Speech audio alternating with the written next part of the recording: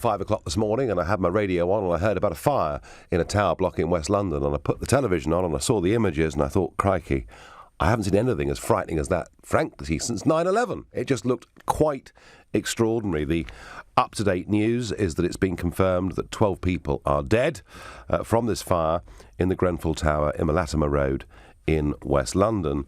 There are 70 people being treated at 5 different London hospitals, 18 of whom are described as being in critical care. My understanding is that the fire service has got as high as the 12th floor in this building, but in total there were 24 floors. So I'm not going to speculate about what's going to happen to the numbers, but it is a pretty grim scene, to say the very, very least. And I think whichever God you pray to, or whichever belief system you have in your life, perhaps this evening is just one where we take a little bit of time out and think about those that have suffered this horrific tragedy. After London Bridge, we were, I think, pretty amazed how quickly the Armed Response Unit got to the scene. And similarly, the reports that I've heard are that the fire services were on the scene within 6 minutes of this being reported, and it was reported at 00.54, so just before 1 o'clock in the morning was when the first reports were there, and by 1 o'clock there were fire engines and firefighters there. 45 fire engines in total turned up. 200 firefighters were there tackling the blaze, many of whom actually going into the building. And if you remember 9/11 and what happened with the building collapse, you've got to have some real guts, haven't you, to do that job. So perhaps we should also pause and think a little bit about the bravery of the men and women that do jobs like this. So we've been listening over the last couple of hours to those that have been attempting to coordinate the emergency response. And speaking outside the Grenfell Tower, Met Police Commander Stuart Cundy recently gave us this update. This remains an active operation from our colleagues from the Fire Brigade. Sadly, I can confirm that 12 people that have died that we know of. This is going to be a long and complex recovery operation, and I do anticipate that the number of fatalities will sadly increase beyond those 12. And the thoughts of all of us from the emergency services, and I'm sure colleagues from the local authority and local council and all of Londoners, our thoughts will be with those that have been so affected by what is, as you heard here, a fire of a scale and a precedence that we've probably not seen in London for many, many years. I've said before, and I'd reiterate again, from a police perspective, what's really important is that we identify and account for everybody. We've had call handlers in our casualty bureau taking hundreds of calls today. Now, our experience shows us in cases like this, it's very, very challenging to put a number on how many people are unaccounted for. Our priority is clearly those that we know would have been resident within Grenfell Tower, but indeed there might have been others that were staying with family or friends. So if you do have any concerns, please contact the Casualty Bureau. Well, talking of that Casualty Bureau that Stuart Cundy there was talking about, you can get in touch with the Met Police Casualty Bureau if you've got concerns about anybody that's missing or information. Perhaps somebody who lives in that tower was staying with you on holiday or whatever. Any of that information is what the Met Police need, and they can be contacted on 0800 0961 233. That's 0800 0961 233. And if you didn't get time to jot that down, I'll make sure that it's on the lbc.co.uk website right now. OK. Also at that press conference, Steve Apter, the Director of Safety and Assurance for London Fire Brigade, also gave us this update. I can confirm I have had firefighters manage to get through particularly arduous conditions up to the top floor. They were hampered for some time by a fractured gas main, which was really difficult and challenging for the utilities to be able to isolate. That obviously, as you can imagine, created quite significant hazard. Once that was isolated, the crews were able to progress.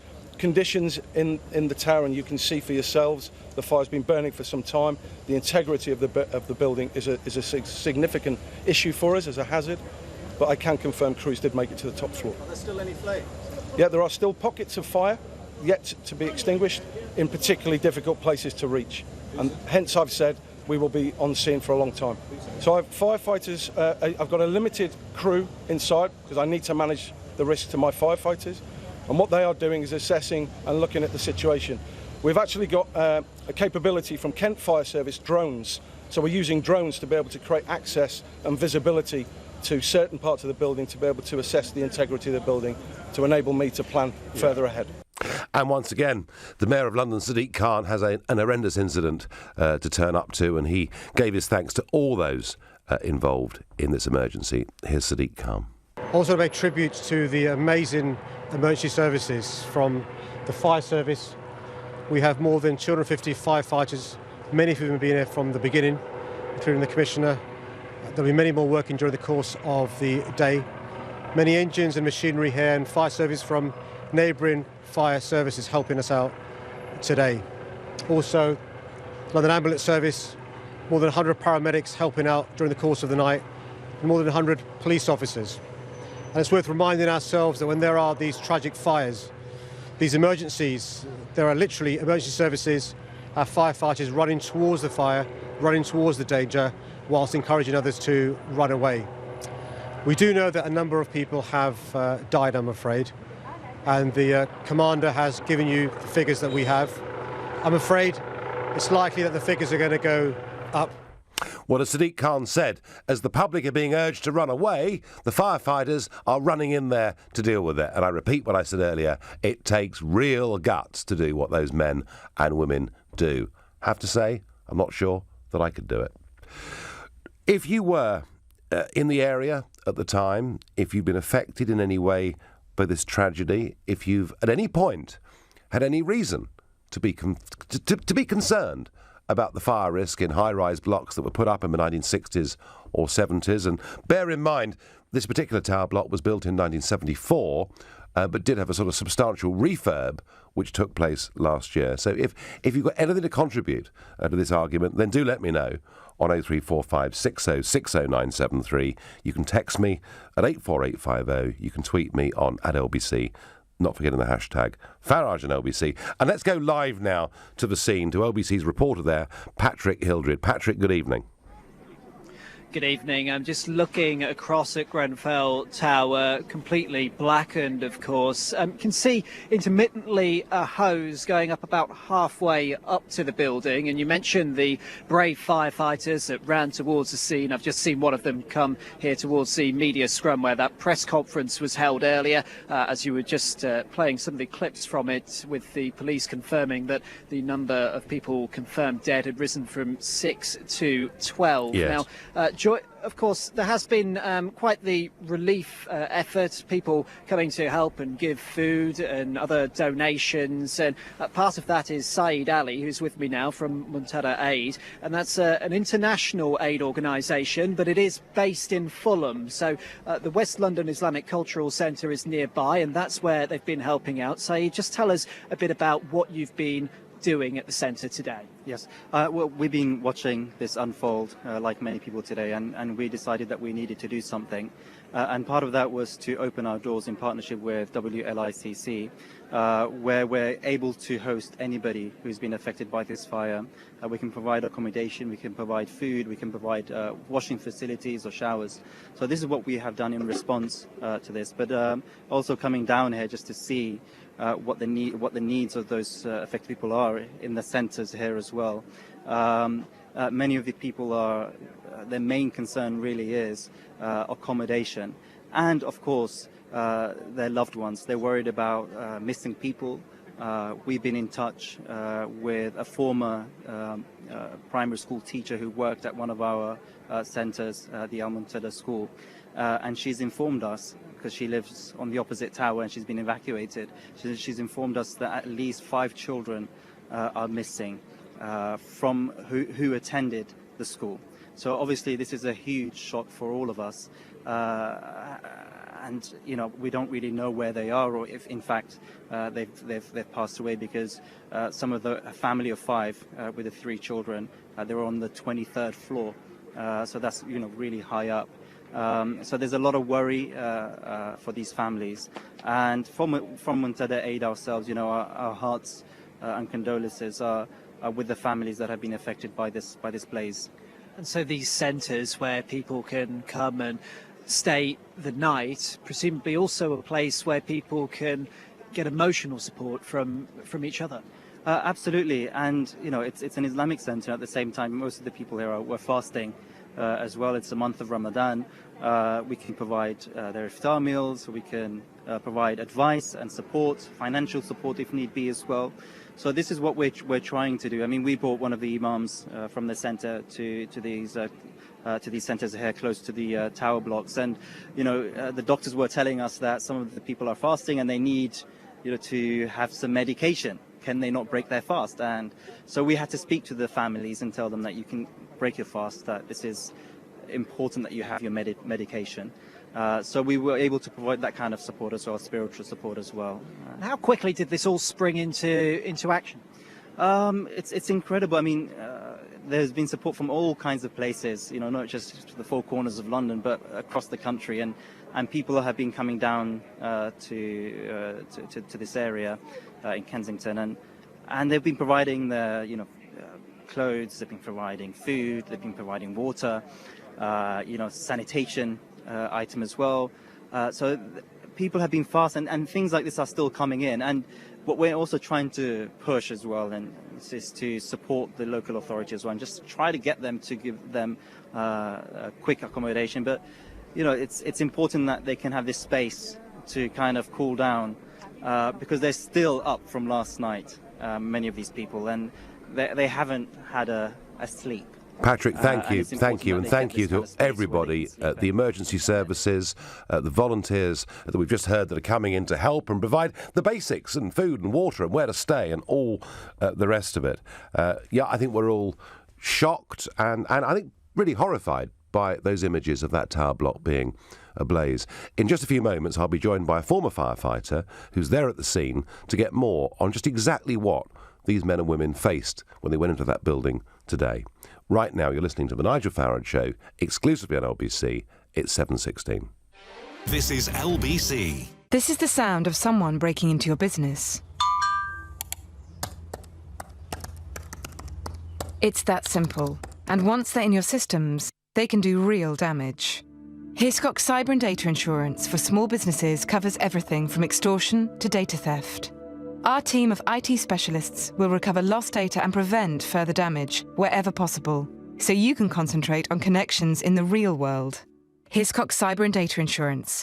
Ever onwards. An amazing kitchen, an amazing bathroom, an amazing hallway. At Amazing Tiles, our range of porcelain, ceramic and bespoke tiles can make any home amazing. Right now, buy 5 metres or more of plain tiles and get a third off the retail price. Visit our showroom and warehouse at Park Royal Road, London, or call 0208 83 84 900. Make your home amazing at amazingtiles.com. Get up to £100 trade-in for your old mattress. Wake up, it's so beautiful. In the Hans's Bed and Mattress Sale, plus up to £200 extra off our ticket prices. Free local delivery, free mattress protector, even a free pair of pillows. Get a perfect night's sleep with our best ever offers. Wake up, it's so beautiful. Hans's Sleep Centres, Beckenham, Bexley Heath, Leatherhead, New Malden and Wallington, and hamses.co.uk. Conditions apply. Hi, I'm Ryan Reynolds, and I'm going to demonstrate just how far around the home BT Infinity can reach in the next 20 seconds. Here goes. I can get Wi-Fi here in the kitchen. Back here in the bathroom. Oh, look at that. Out here in the garden. Even way up in the attic. You know what? Let's just take my word for it. BT Infinity, the UK's most powerful Wi-Fi versus major broadband providers. To verify, visit bt.com/smarthub. I wish I could create content like videos and music. But I need the skills to bring my ideas to life. I wish I could write apps, but I need to learn how to code. I wish I could get trained up for a media career. While studying for my GCSEs and A-levels. The Global Academy in Hayes is a state school for 14 to 19-year-olds interested in a media career. Find out more at globalacademy.com. Divorce can be expensive. It affects your finances, assets, home, savings, pension, and most of all, your relationship with your children. It's probably one of the toughest times you'll ever go through. Cordell & Cordell understands these issues and helps men maximise their roles in their children's lives. Call now on 0330 60 60 161 or visit cordellcordell.co.uk. Office in central London.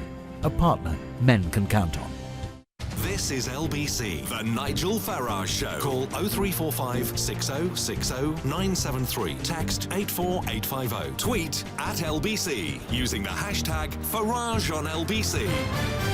Shock and horror in West London this morning as the Grenfell Tower in Latimer Road, West London, goes up ablaze, and we know already that 12 people are dead.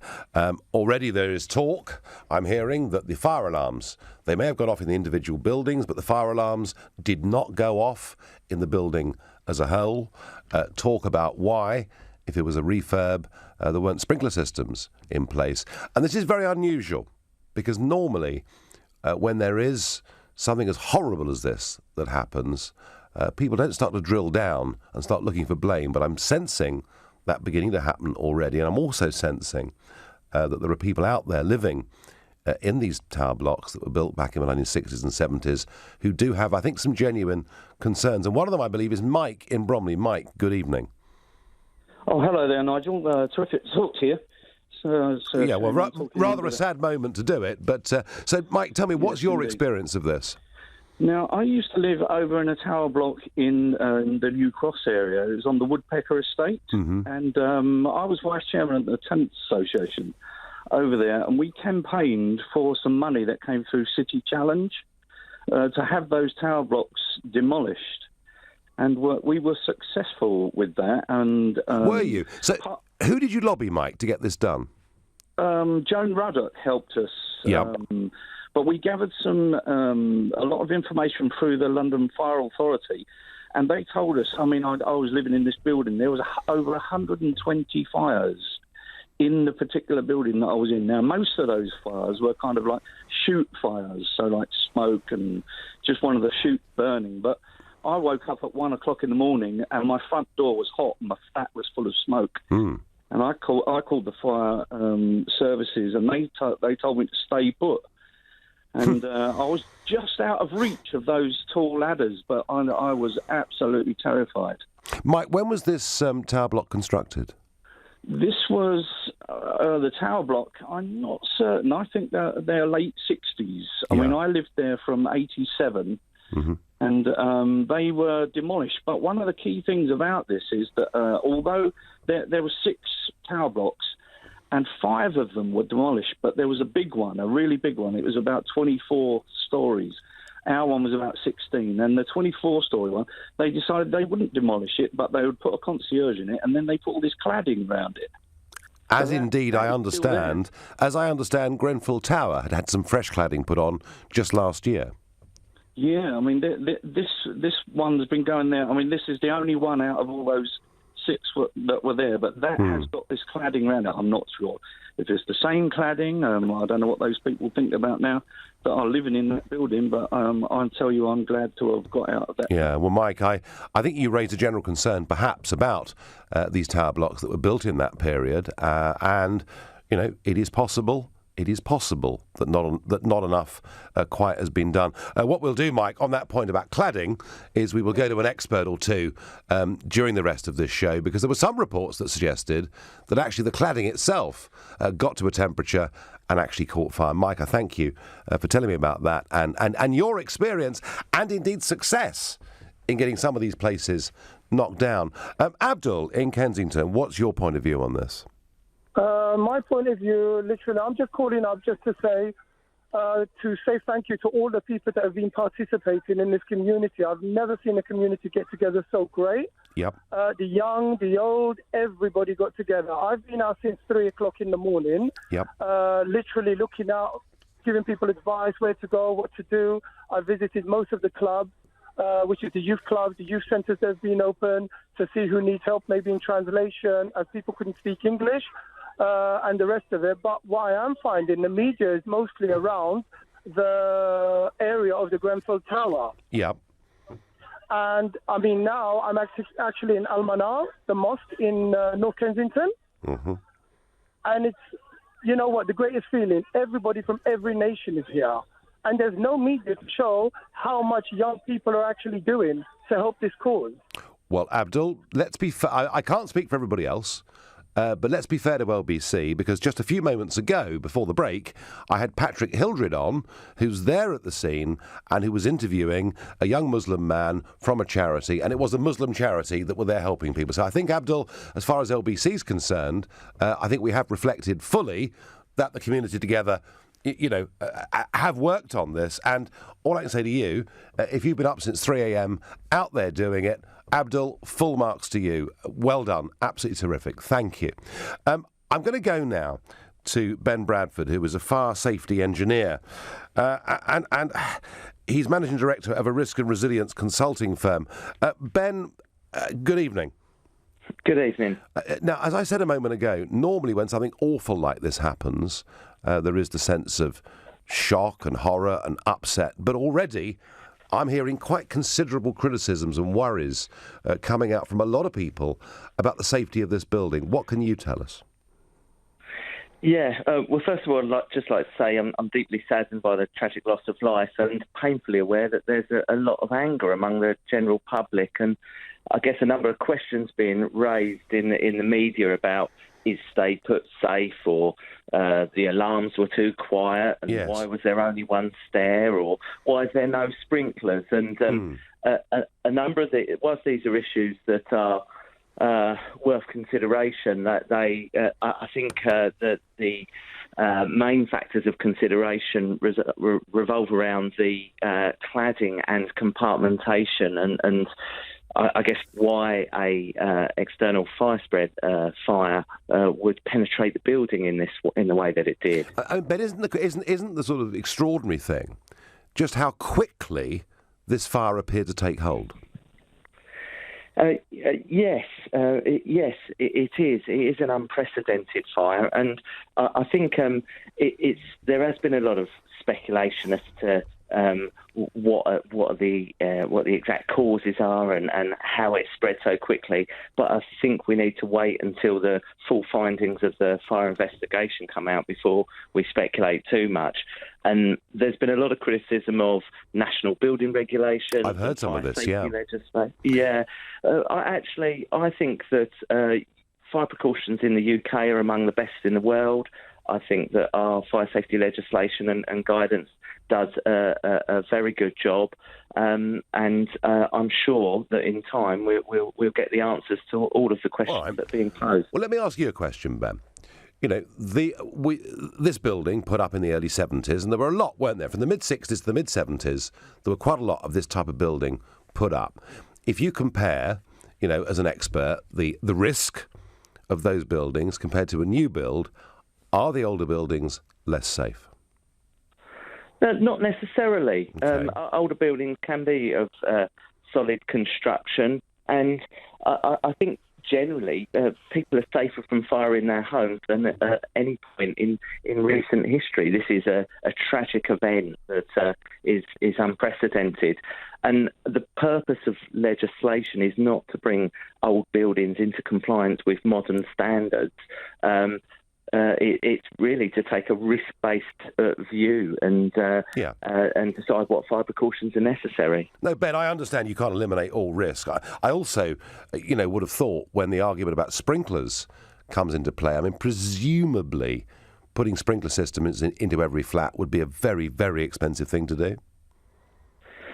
Well, there is, of course, a cost to sprinklers, and we've got to kind of weigh up our knowledge of fire safety, and this is unprecedented that fire has spread from one compartment to another, and we've got multiple compartments on fire because blocks of flats are usually designed as single compartments, and we don't expect fire to spread from one compartment to another because they're designed to withstand that. So sprinklers do a very good job of putting out fires, but they may not be effective in fires within cavities, for example, because sprinklers just aren't within cavities. And the other thing is that there were studies that were undertaken a number of years ago now that looked at where fatalities occur and why, and a large proportion of the fatalities occur in the room of fire origin, where the fire starts. And of course, it's not usual for people to die due to flame. It's usually the smoke that's the killer, and of course sprinklers are activated on. Ben, would you advise people not to rush to judgment on this? Is that really what you're saying? Let's wait. Let's find out the facts. This could well be just a freak, horrendous accident.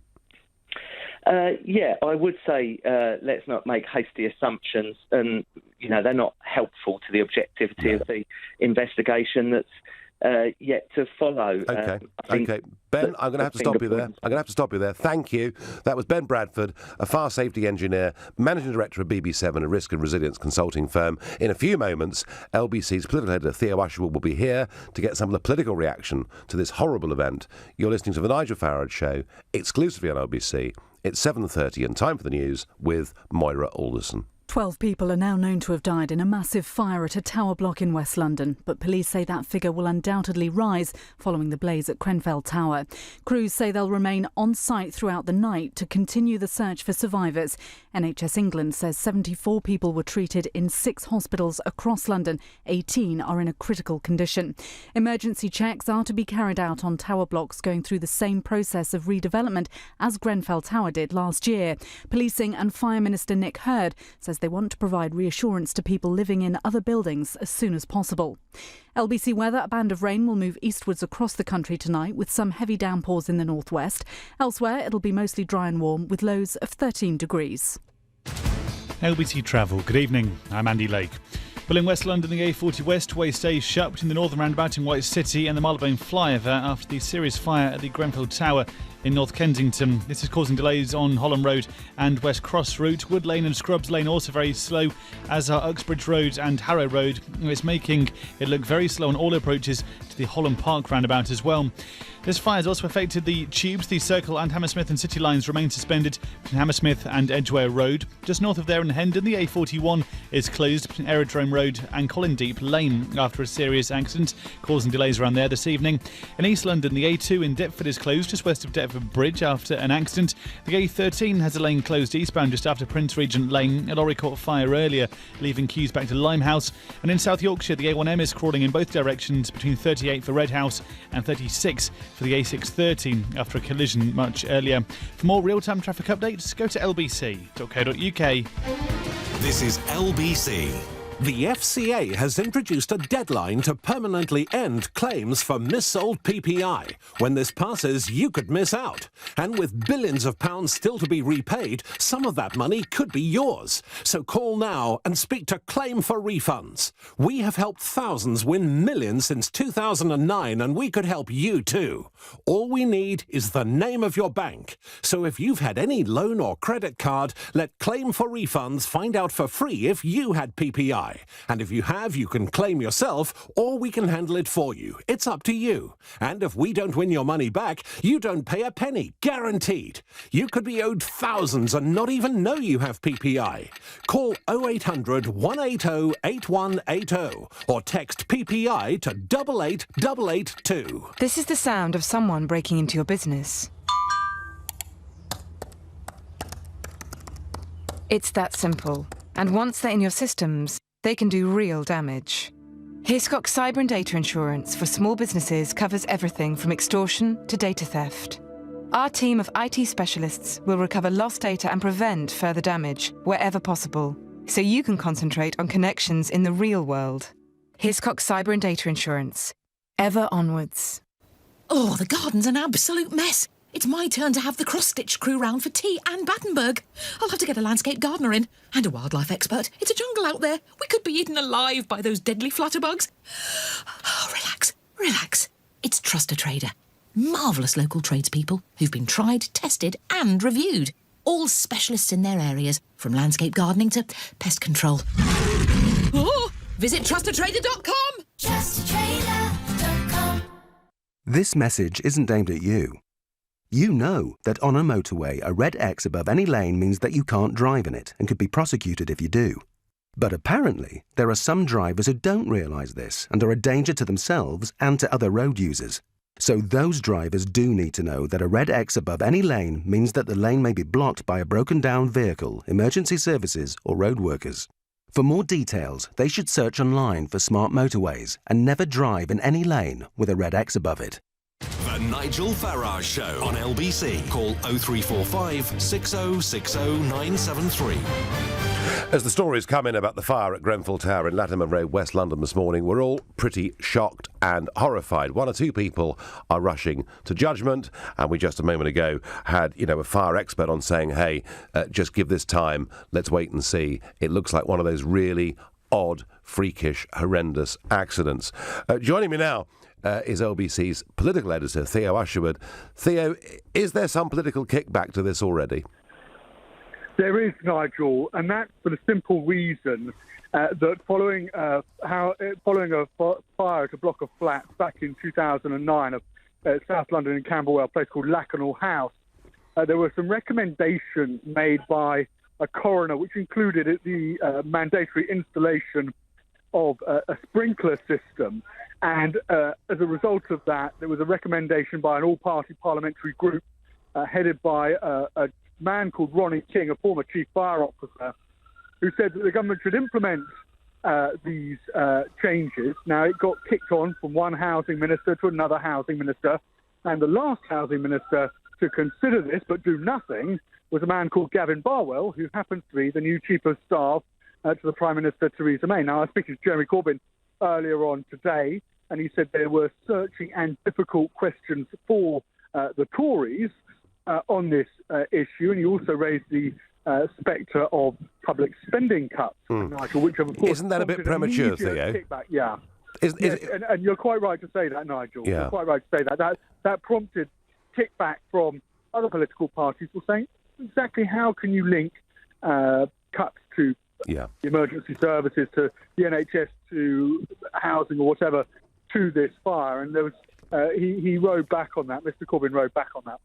Has there been, Theo, any statement from Gavin Barwell? Not yet. The Prime Minister just issued a very short statement through her spokesman, saying that she was deeply saddened by what had happened. It was, a straightforward statement. She hasn't appeared in front of the television cameras yet. That may, of course, change. And, of course, she also said that the government was convening I should say the government, I mean, it's the Conservative Party at the moment because there is no government, was convening the Civil Contingencies Committee, which is, a conglomeration of experts who can work out how to support the emergency services as they go through the very dire, grim task of having to investigate this fire in West London. Yeah, and Theo, while you're with me, within the last hour or so, Tim Farron has resigned as leader of the Liberal Democrats. Let's just listen to what Farron said. Now, I am a Liberal to my fingertips, and that liberalism means that I am passionate about defending the right and liberties of people who believe very different things to me. There are Christians in politics who take the view that they should impose the tenets of their faith on society. But I have not taken that approach because I fundamentally disagree with it. It is not liberal, and actually it's counterproductive when it comes to advancing the gospel. Even so, I seem to have been the subject of suspicion because of what I believe and who my faith is in which case we are kidding ourselves if we think we yet live in a tolerant, liberal society. And that's why I have chosen to step down as leader of the Liberal Democrats. Theo, is this just an excuse for having not done very well in the election, or does he actually mean it? A bit of both. I mean, the Liberal Democrats got 14 seats. At the beginning of the campaign, there was talk of 30, 40 seats, righting the wrongs of 2015 and getting back to the position they'd enjoyed under Charlie Kennedy and Nick Clegg. But of course, this question about Tim Farron's views when it came to homosexuality, the refusal repeatedly questioned to say that he didn't think homosexuality or homosexual sex was a sin, just dogged the campaign, and it had real cut through. And Lord Brian Paddock resigned this afternoon, said he couldn't serve in Tim Farron's top team as shadow as the Lib Dem spokesman on home affairs. But Mr. Farron, it was very, very difficult. It had cut through, and many people felt that they had to blame. His argument, of course, Nigel, and I should say this, and you heard it a little bit there, is that what he believes in private is very different to what he believes when he's in his role as leader of the Liberal Democrats. And I question this, and that you can actually do that, and the public think that that's a perfectly acceptable position. It's a little bit like saying you finish your show and you go home, you put on a pair of sandals and eat granola. It's not you. No. Theo, I pour a large glass of something. Don't worry about that. But wouldn't it have been better if Farron had just been upfront about it? People have different opinions. People have different religious beliefs. I mean, my view is that political leaders run away from media criticism, thinking it'll put off all the voters. I think we're grown up enough to respect the fact different people have different views. Well, I think your analysis is right, Nigel. If you're the leader of a libertarian party like UKIP, but if there's some, you can have different views, and that's perfectly acceptable. I think the problem for Tim Farron is he's always taken this slightly preachy tone about what liberal values are and standing up for refugees and the appeal that he's trying to get across, and then at the same time he can't say something which the people he's trying to appeal to, and I get that they're not the same people who appeal to UKIP are trying to attract, or the Conservatives are trying to attract, don't agree with. And that's the problem that that's the problem. And that's where he was hammered. And I think you're right to say about your analysis about, we should all be grown-ups about it. But of course he was being hammered both by Labour and the Conservatives on this issue. But that's politics, Theo. And they're raising the issue. That is politics, and he lost. Listen, when I was UKIP leader, I was being hammered by everybody. But that's the way that he is. Listen, you made a virtue of it, Nigel. I did. You're right, Theo. Listen, thank you ever so much indeed. Now, while we've been looking at this horror in London, equally in the United States of America. There's been a really unusual and pretty horrific incident, and I'm going to cross to Simon Marks, LBC's Washington correspondent. Simon, we've not really heard much about this story, but a gunman has been out firing bullets at a member of Congress. Tell us more. Yes, Nigel, absolutely horrifying events here in Washington, D.C. that have shocked people on this side of the Atlantic, just as people in London have been so awfully shocked by events in Shepherd's Bush. It was early this morning. As you know, there isn't much these days that brings Democrats and Republicans together in Congress, but baseball does. And there's an annual baseball match where the Democrats take on the Republicans. And this morning they were having a practice for it down in Alexandria, Virginia, which is just on the other side of the Potomac River from downtown Washington, D.C. And in the early hours of the morning, that baseball practice was punctuated by the sound of gunfire. A man with a rifle, who we now know died in crossfire with Capitol Hill security staff who were protecting members of Congress at that baseball practice, opened fire. There are conflicting reports about whether he asked other spectators to identify Republicans among the players on the field, but certainly we know that a prominent Republican lawmaker, Congressman Steve Scalise, he is the Republicans' whip in the House of Representatives, so a powerful and important Republican figure, was among the 5 people injured. The other 4, we believe, were Capitol Hill security staff and congressional staffers, and the gunman has now been identified here as James Hodgkinson, a man who left a long social media trail behind him, very critical of President Donald Trump. He had campaigned for Bernie Sanders during last year's presidential election when Bernie Sanders, the socialist senator from Vermont, was battling Hillary Clinton for the Democratic Party nomination. Bernie Sanders has said he's shocked and appalled by what what has happened. President Trump addressed the nation just a few hours ago and expressed his grave concern about events, saying that he was a good friend of Congressman Scalise, and he was sending best wishes to all of those people who had been affected by this. But security now tighter at the US Capitol than it has been as a result of all of this. I think there's some relief that this wasn't related to any kind of international terrorism, but also concern, of course, that this does appear to have been a case of domestic political violence. Yeah, horrendous. And as you say, politically motivated. Another deeply unpleasant story. Simon, I thank you, and I'll be with you in your Washington bureau tomorrow, where I will broadcast the show from. Thank you very much indeed. In a few moments, we're going to cross to my fellow LBC presenter, Matt Stadlen, who lives very close to Grenfell Tower, and he'll give us a bit of a feel of how the local community has reacted to all of this. Right now, you're listening to The Nigel Farage Show, exclusively on LBC, and it's 7:45. Coming up at 8 on LBC, Clive Bull. We continue to bring you the latest from the Tower Block fire in West London and attempt to answer some of the many questions people are now asking. Clive Bull on LBC. My thing, minimalism.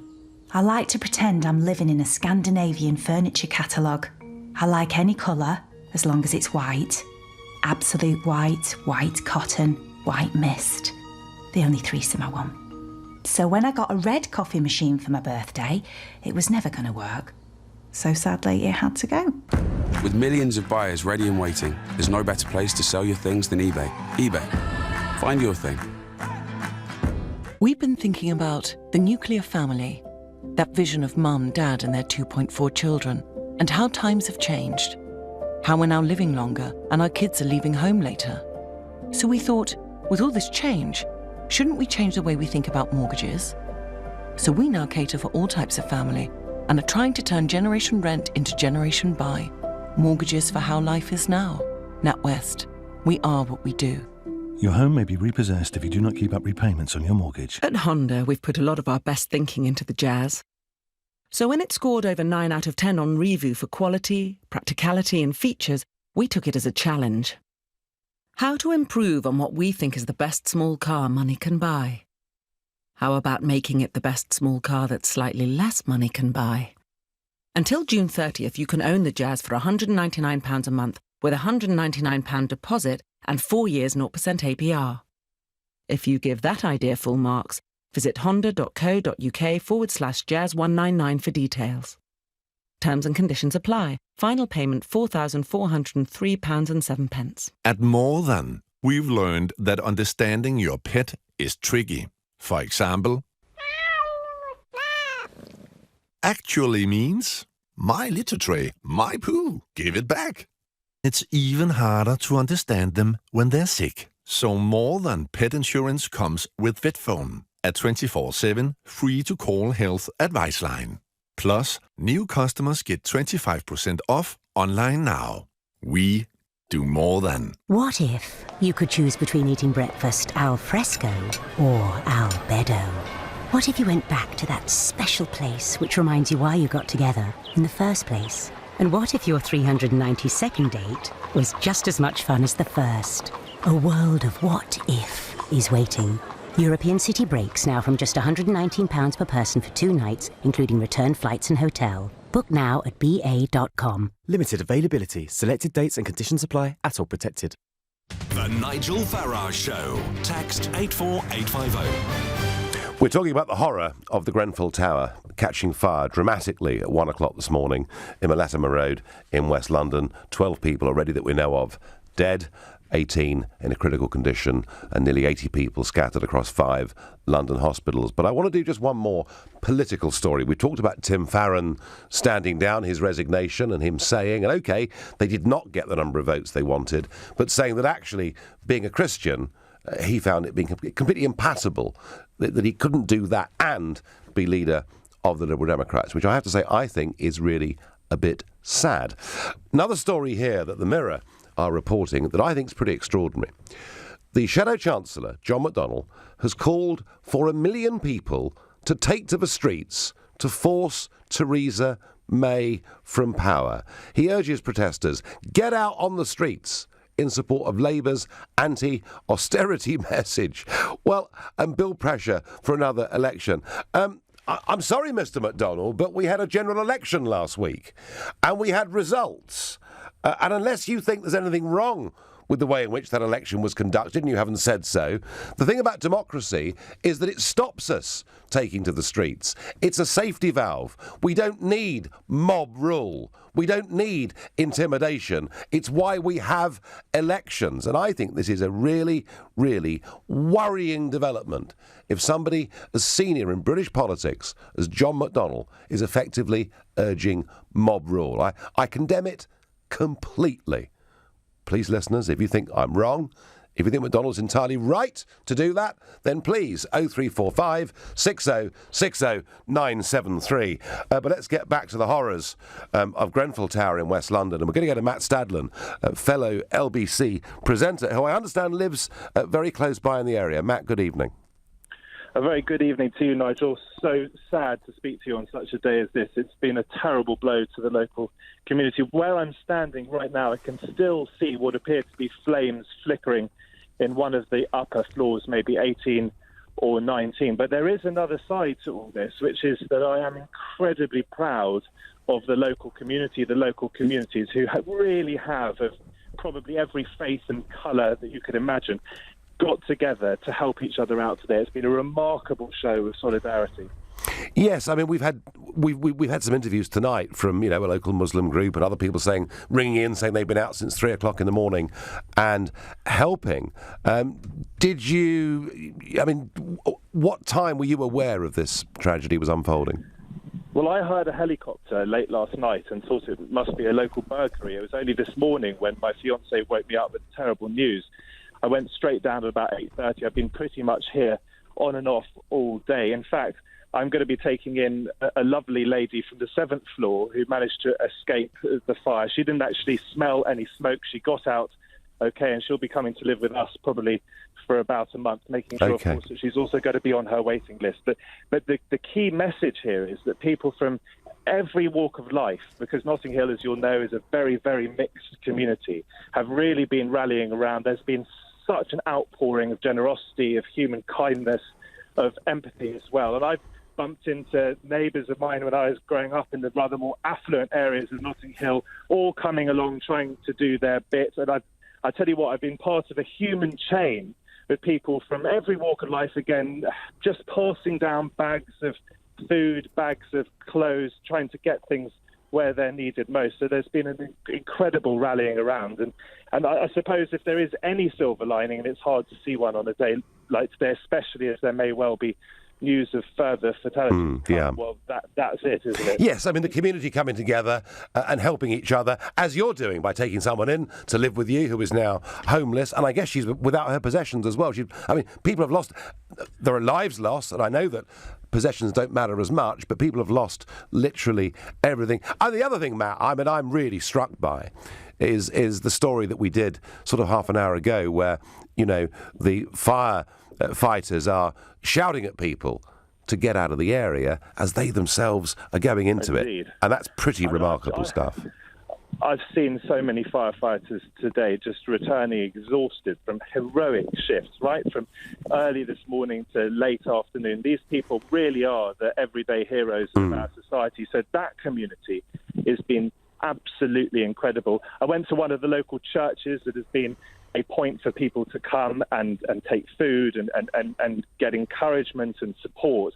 And one of the things that I noticed was someone announced there was going to be 2 quiet places, Nigel, for people to pray, a Christian area and a Muslim area. People were going to be able to pray side by side.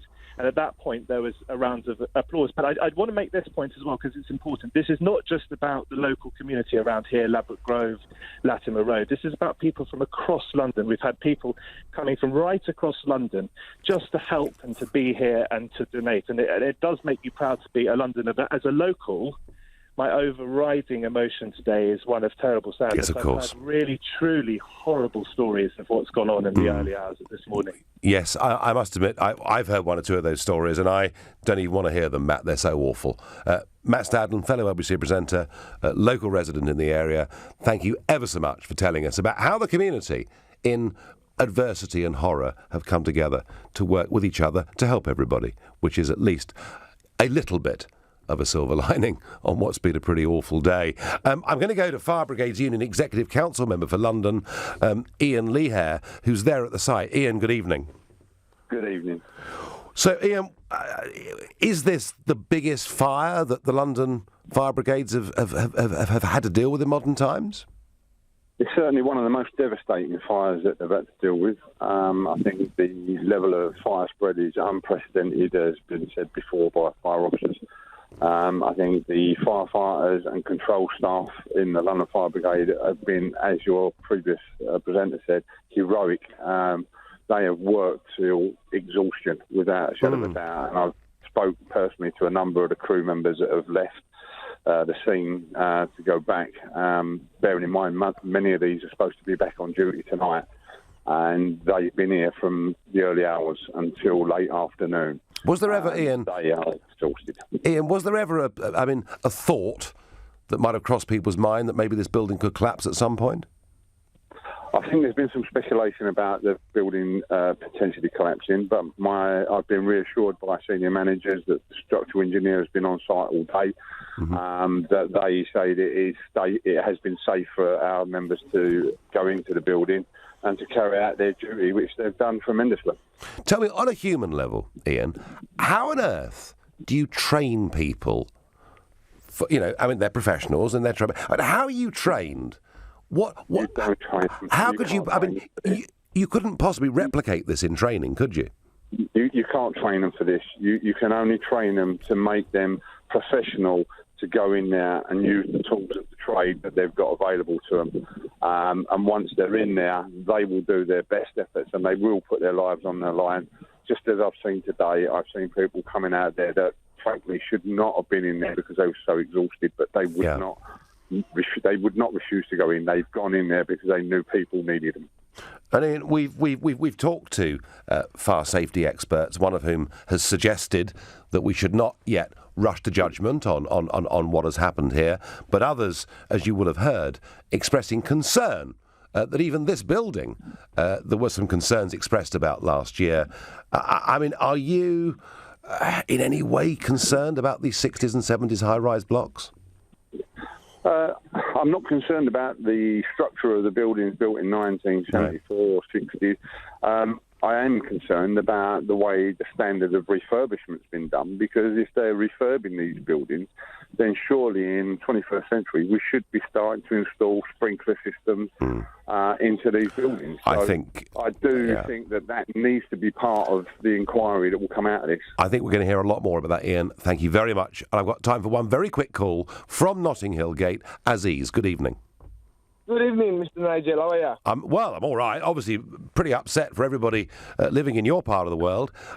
What are your observations, Aziz? Well, I live in one of the towers in the area, and a couple of things I can, say that has been, or I've seen personally, because in my own flat, take for example, the fire alarm doesn't work.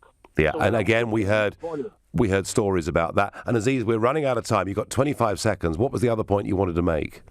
Well, the other point I wanted to make is about the antisocial behaviors on the staircase. So even when you want to get out of the house, to get out of the building, there might be some things in the stairs that might scare you out. So it's a case of clearing those places and ensuring that people have safe access to get out of the building should, fire comes up in other towers. Well, I hope, Aziz, there were no cases of that last night. Listen, I'm sorry, we've run out of time. I'm going to have to let you go. But the point there being made by Aziz, fire alarms not working, and that is a story that we've heard from today. My final thought on this is, it is, I think, much too early for anyone to rush to judgment. It may well be there are people at fault. It may well be not enough was done. But, sometimes accidents happen. Sometimes terrible things do happen in life. We shouldn't rush to judgment. But I think what we all should do, whatever our belief systems or faiths or religions, we should all tonight, before we go to bed, just spare a thought for these people whose lives have been literally destroyed today in this horrible fire. You've been listening to The Nigel Farage Show on LBC. I'm back tomorrow evening from Washington at 7. Coming up at 10, it's